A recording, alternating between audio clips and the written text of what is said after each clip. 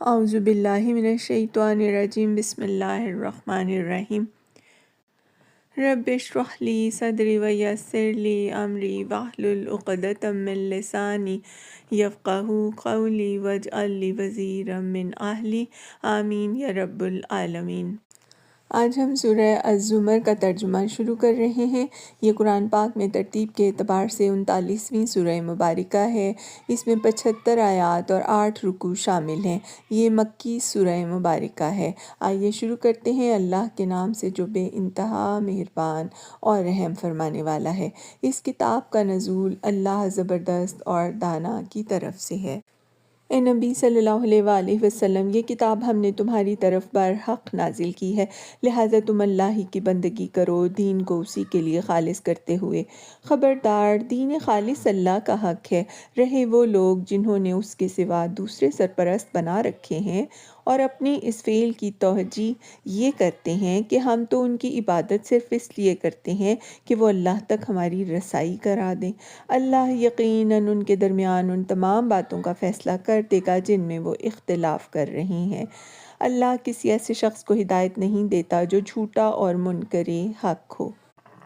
اگر اللہ کسی کو بیٹا بنانا چاہتا تو اپنی مخلوق میں سے جس کو چاہتا برگزیدہ کر لیتا۔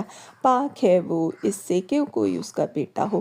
وہ اللہ ہے اکیلا اور سب پر غالب۔ اس نے آسمانوں اور زمین کو برحق پیدا کیا ہے۔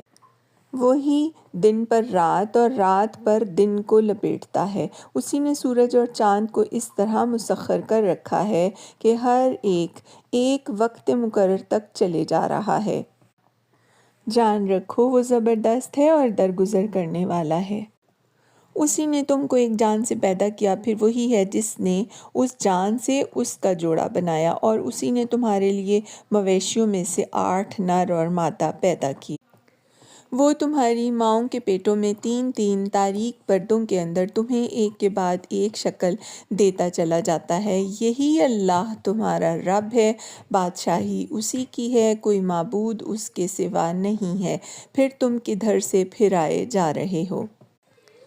اگر تم کفر کرو تو اللہ تم سے بے نیاز ہے، لیکن وہ اپنے بندوں کے لیے کفر کو پسند نہیں کرتا، اور اگر تم شکر کرو تو وہ اسے تمہارے لیے پسند کرتا ہے۔ کوئی بوجھ اٹھانے والا کسی دوسرے کا بوجھ نہ اٹھائے گا۔